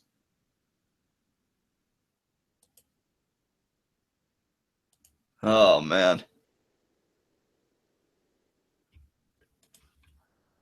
Yeah, that was... So, John, since the WWE is going to be a replay, basically, of what we already saw earlier tonight and wasting our time, let's talk about Lucha Underground. Yeah, and how freaking amazing it was tonight. Actually, we really shouldn't delve too far into it, because we are still doing Lucha Underground Twitwell tonight as soon as this show's over. Yeah, why did you think I made a very general statement of calling it amazing? You got to watch the show, people. We have a product to promote. And apparently so does the WWE. And the crazy thing is, like, we're not just trying to promote our product. We're also trying to promote Lucha Underground because people need to watch it, and not enough people do. Exactly, because you know what? Lucha Underground, yeah, they had their commercials tonight, but the content, so worth it. Not saying the CWC also hasn't been worth it, but Jesus Christ, like, it's the finals. Can we just get to it already? And I will say, This I isn't mean, even a commercial. This is supposed to be cruiserweight content, but the thing is, they're just showing a replay of shit that we already saw tonight. exactly. You don't see Lucha Underground dragging on its damn heels. I feel like it's very rare they even do replays. And when they do, it's shit I actually don't mind seeing again. 2 replays ever. I know for a fact they've done one, but I also feel like I remember them doing another one and me saying like, "Oh, this is only their second replay ever," because I know the first one was Mill powerbombing Phoenix through a building. I feel like the second one was the Puma Mundo spot where Mundo got speared off the stage where the band plays through all those tables. That's what it was. That is exactly what it was. Good call. Yeah, damn right, because Mundo and Puma, they're human highlight reels. Here we go. Oh, I will tell you, people. I mean, I know TJ Perkins and Gran Metalik have been through a lot, but I feel like enduring all of the commercials and all the replays, that was the real expenditure here. I declare myself the winner of the Cruiserweight Classic. Claire. I know, yeah. Here we go, TJP, baby. What? And you know what, Ashton? You said something so interesting to me very early on in the tournament. It might have been TJ Perkins' first match. And we know when guys, they embrace their Filipino side, they say, I come from the Philippines. There's celebrities there. You look at Batista, revered as a god there. If TJ Perkins could take that trophy home, I mean, he would get a hero's welcome in a major way in my mind. And that's got to be on his mind. He's got entire country on his shoulders. That was one of the things that the Cruiserweight Classic celebrated. I think they had performers from 32 countries. I mean, they were really celebrating their diversity in this tournament. I mean, I don't think there were 32 countries represented, but we know there were 32 competitors. I think it was 16 countries that it was. I think that might be right. Yeah, I think you're right. And we come down here to Mexico versus the Philippines. That's really something. Yeah, it's really interesting that not only was nobody in the top 4 from the U.S., yeah, but actually, in and of itself, I was going to say not only was nobody in the top 2, but then the top 4 as well. But nobody in the top 4 being in the U.S. is pretty crazy. I think that the last was Rich Swann, who lost to TJP in the quarterfinals. Exactly, and I actually have to commend WWE. They're usually so masturbatory when it comes to America, but America is not in this equation tonight. And there is Gran Metalik. And you want to talk about TJ Perkins in the Philippines? On Gran Metalik's side, I mean, Mexico, obviously, Lucha Libre, such a rich wrestling history. But on a more personal side, again, Ashton, we're familiar with Gran Metalik.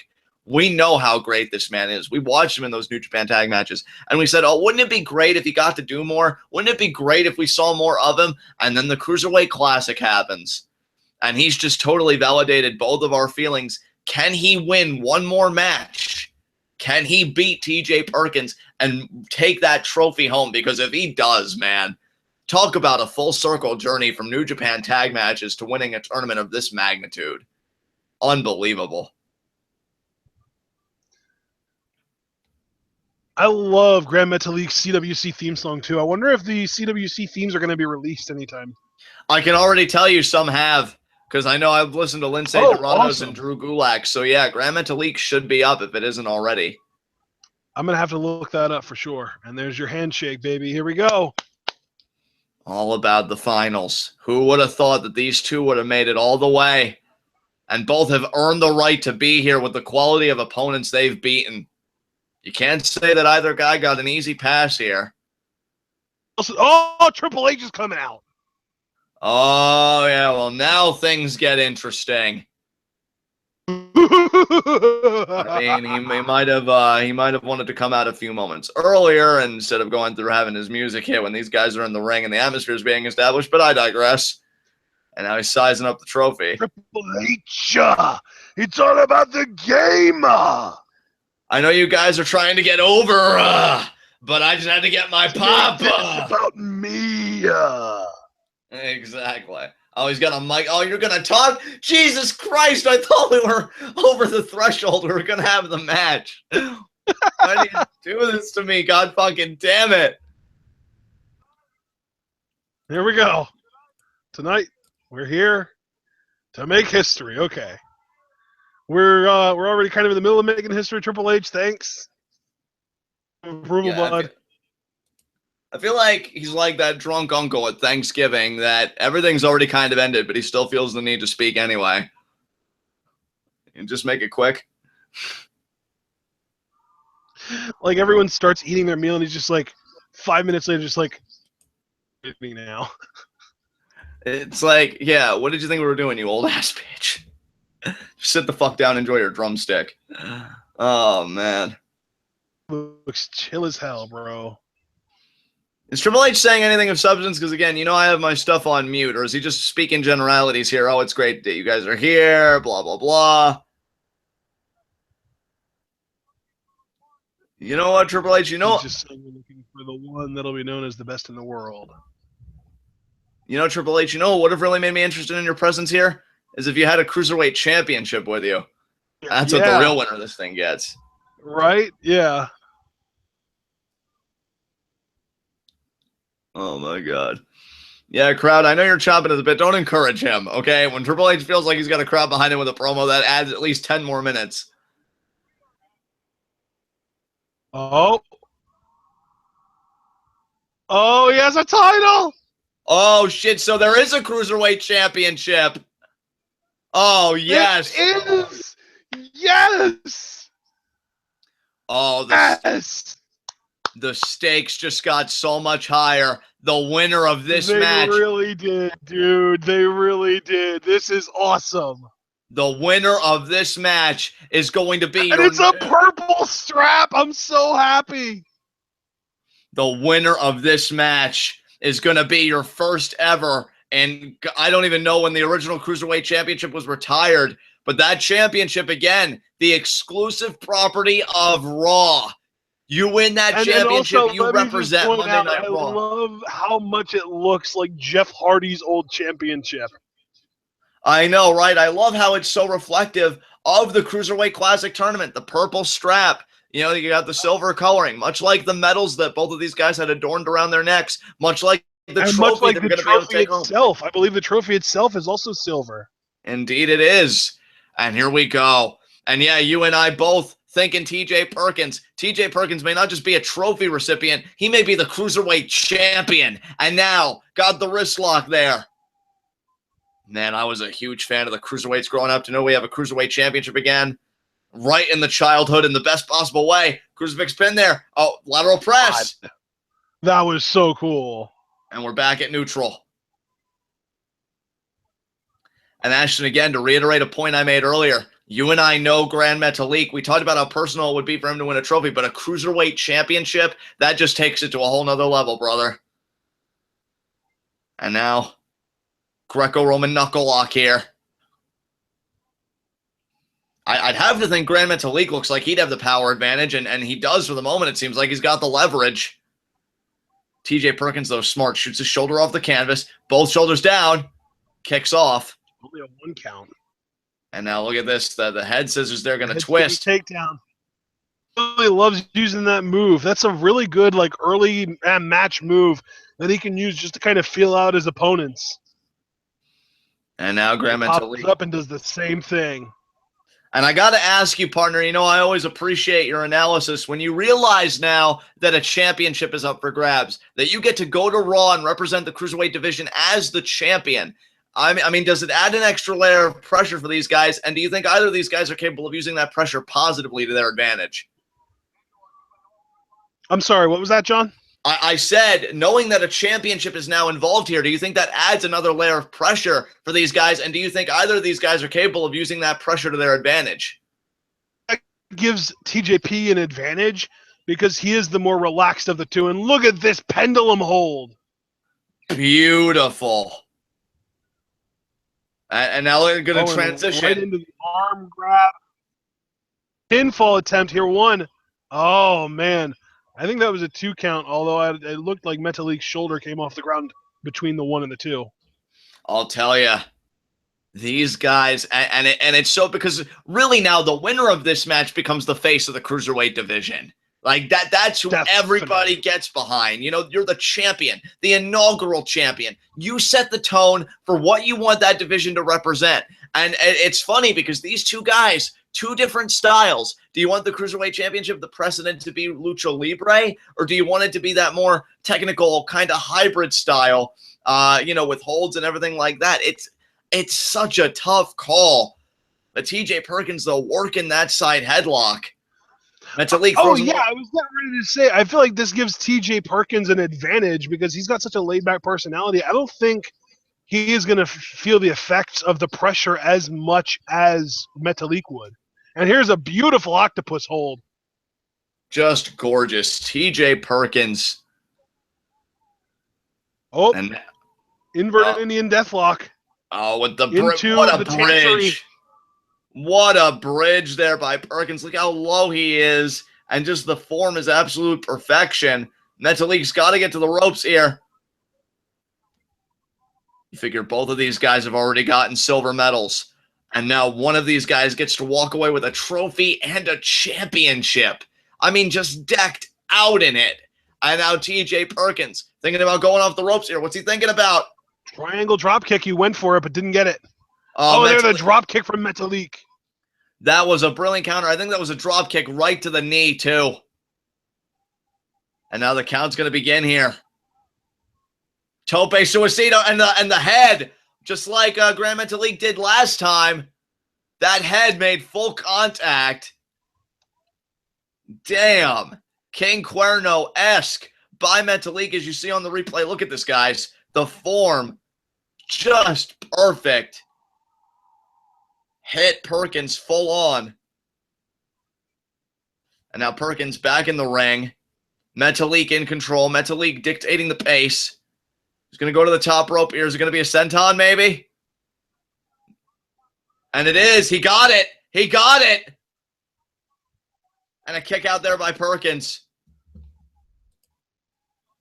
Partner, this is crazy. These guys still, even after already competing once before tonight, still able to pull out stops like that to try and get the win. Oh, now could it be a surfboard here potentially? Oh. Yeah, but a cross-legged. Oh, wow. That's a really interesting variation.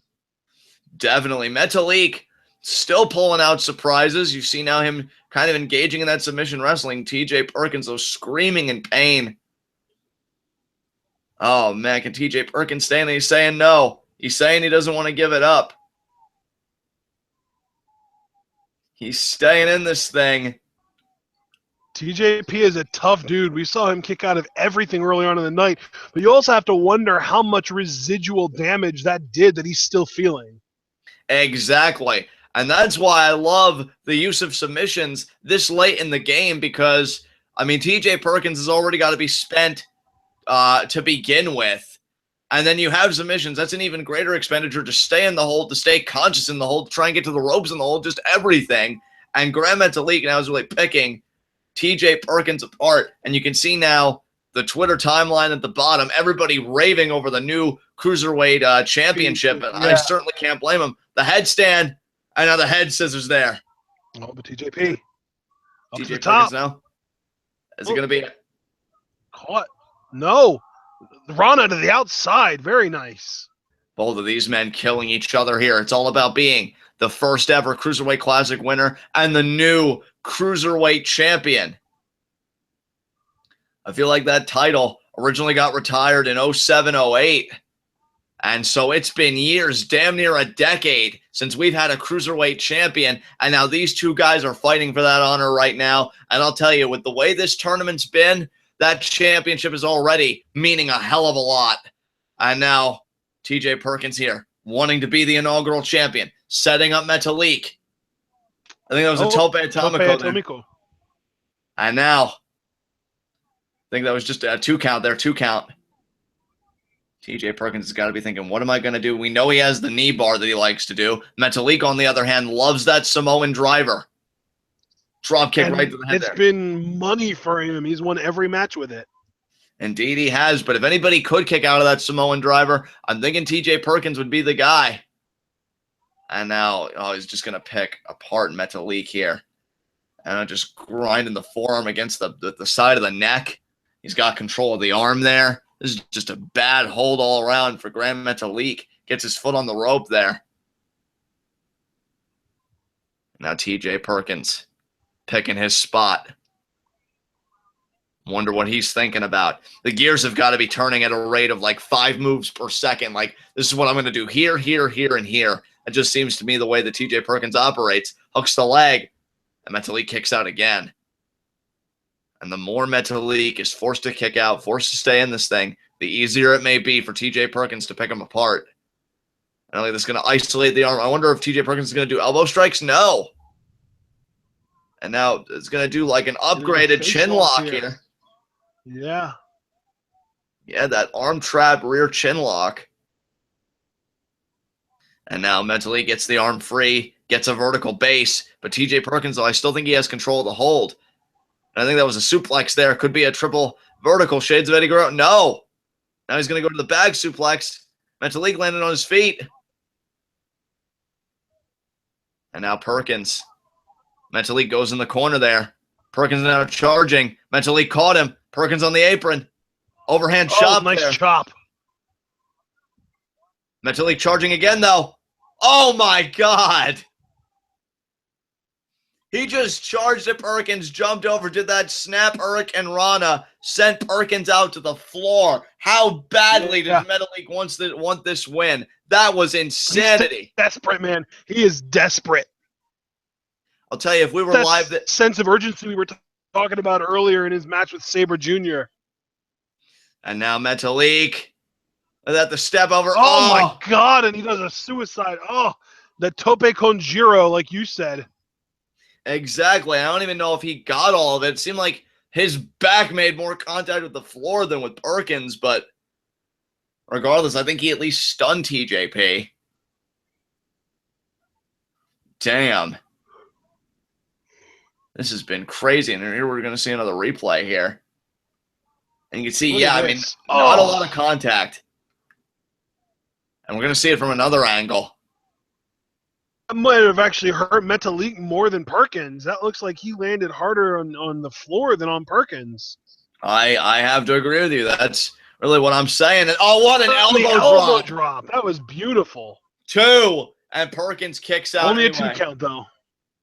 I mean, you're talking about walking out of here with a championship, punching your ticket to Monday Night Raw being the cruiserweight division at that point when you're the freaking champion. And Perkins is not ready to give that up. But let's see what Metalik can respond with here. I mean, he's still got that Samoan driver. Then again, we haven't seen Perkins really employ the knee bar yet. Metalik going to charge. And Perkins moving out of the way. Perkins now in control. They're going to Irish whip to the other corner. Metalik, though, with the balance on the ropes. There's the drop kick. Unreal. Oh, but now Perkins slid out. Now it's the knee bar. Oh, man. Is Metalik going to tap? He's got it locked in deep, too. Looks like Metalik is squirming. He might actually be able to make it to the ropes here. He's really close. Within an inch, and there he is. He got there. He got there. And TJ Perkins can't believe it. Gran Metalik got to the ropes. He forced the break on the hold, but what did it take out of his leg? Now TJ Perkins, sizing up the situation, has got to be thinking, Gran Metalik. Gentlemen, this is the Cruiserweight Classic Finals. This is the live finale, and we are on the finals match. We've got TJ Perkins, who beat Kota Ibushi earlier after kicking out of a powerbomb.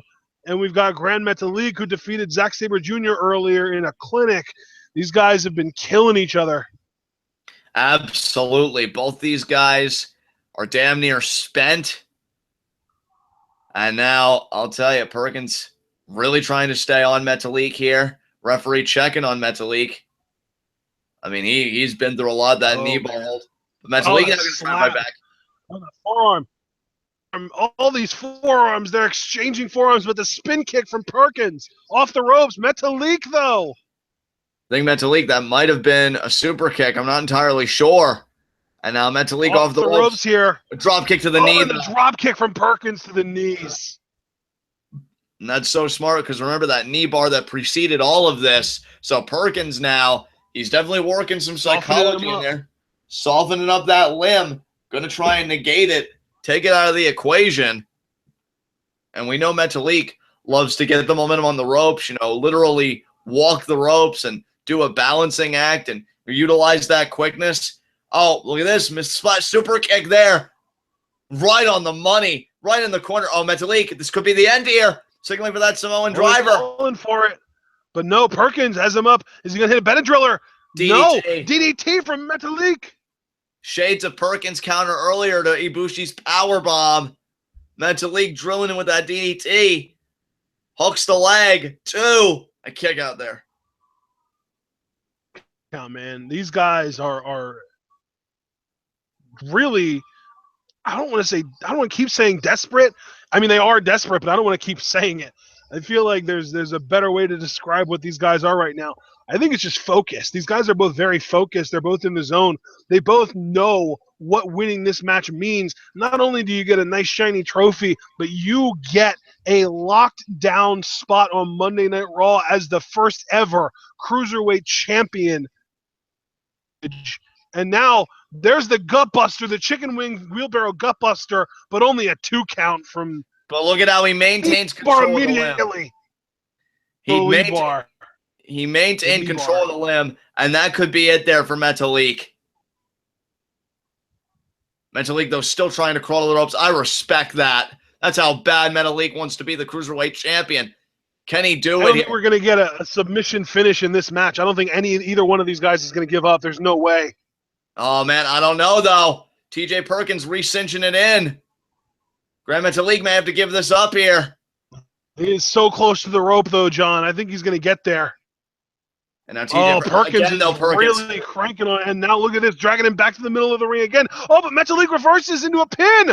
Oh, but only a 2 count. Oh, what a great counter by Metalik. Metalik knew if I didn't counter it here, it was over. He pulled out the victory roll, it looked like. Wasn't enough to attain victory, but it did put TJ Perkins on his toes. Because TJ Perkins was relentless. He was going to keep pulling Metalik away. Metalik knew it. How resourceful of Gran Metalik. Just like that, this crowd is chanting, "This is awesome." Meanwhile, Metalik in control of Perkins. He has him up. Was that it? Was that the Samoan driver? I don't know. He normally follows through right with the pin, but that knee is in such bad shape. Drapes the arm over. 2.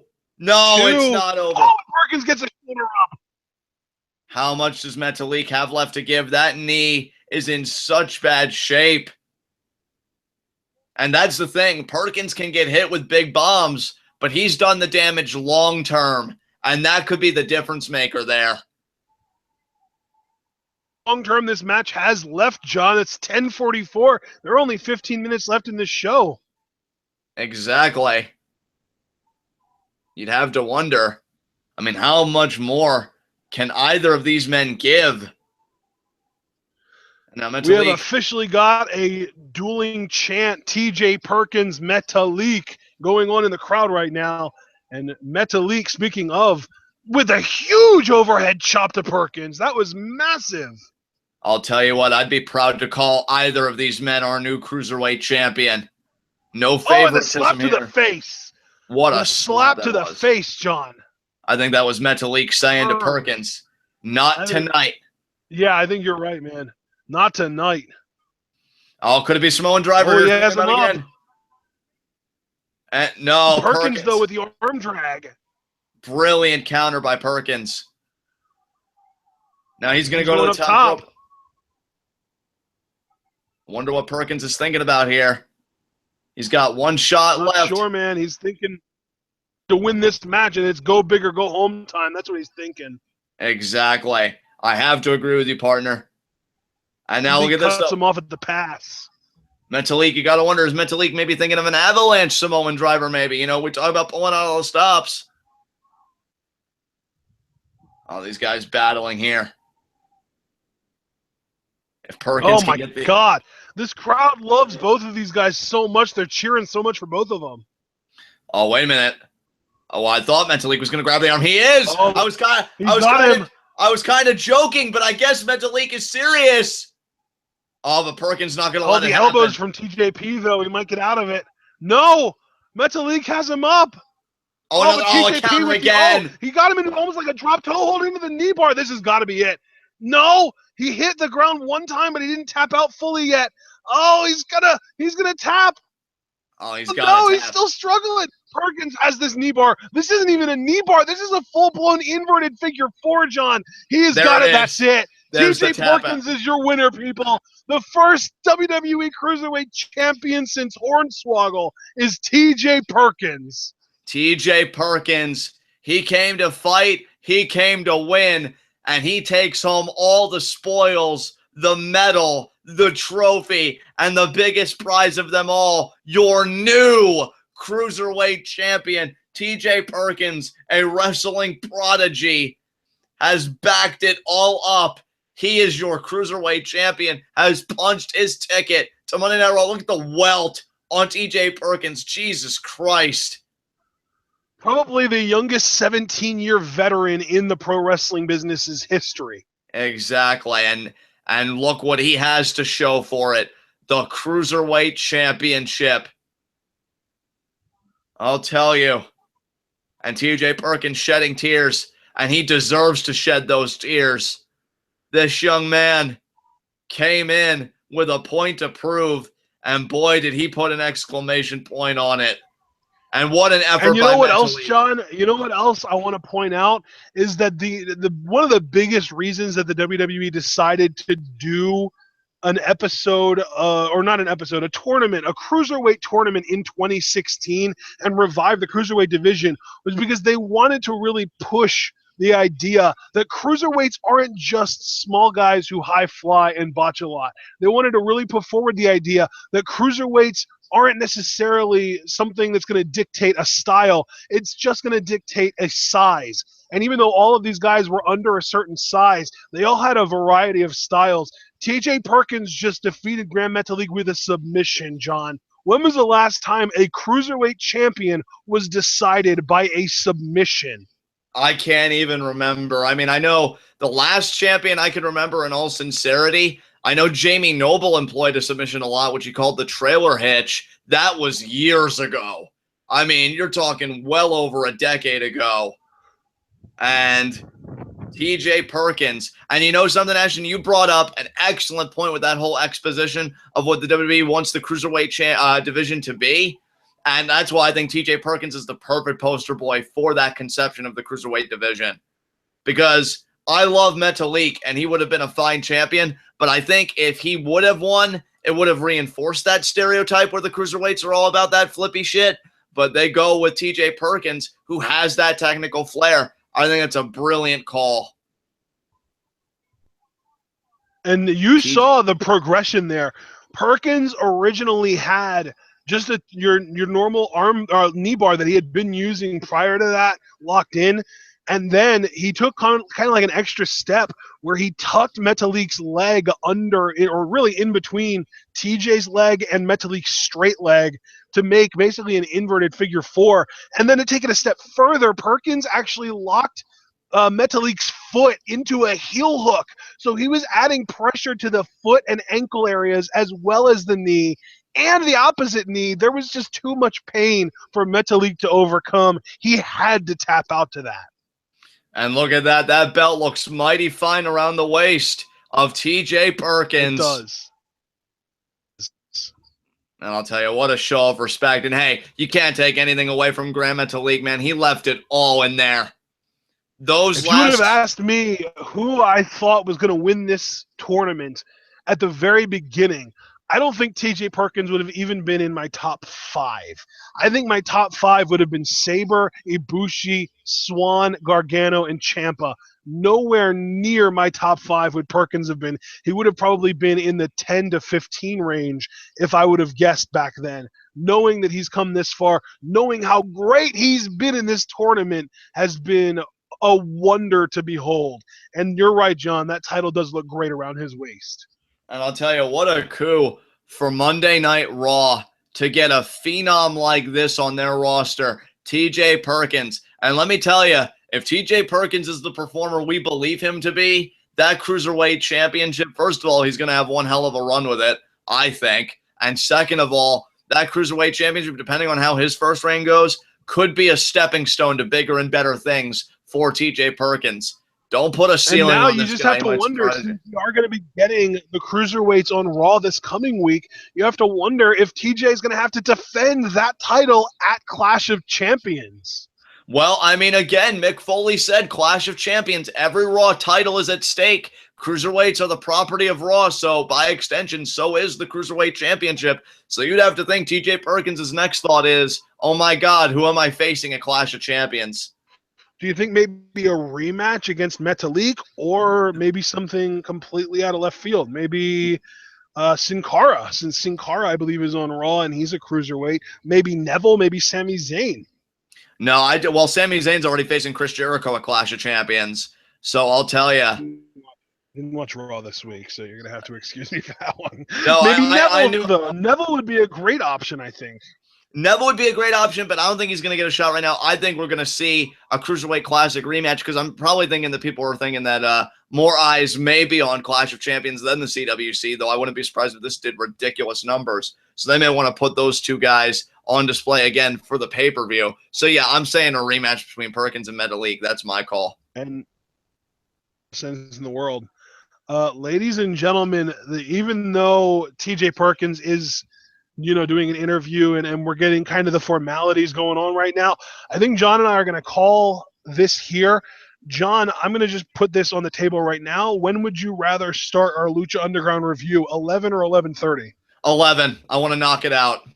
I want to talk about it. Okay, ladies and gentlemen, you heard it here first. Stay tuned because at 11 o'clock, coming up in 8 minutes, that's 11 o'clock Eastern Time, 10 o'clock Central, 9 o'clock Mountain, 8 o'clock Pacific.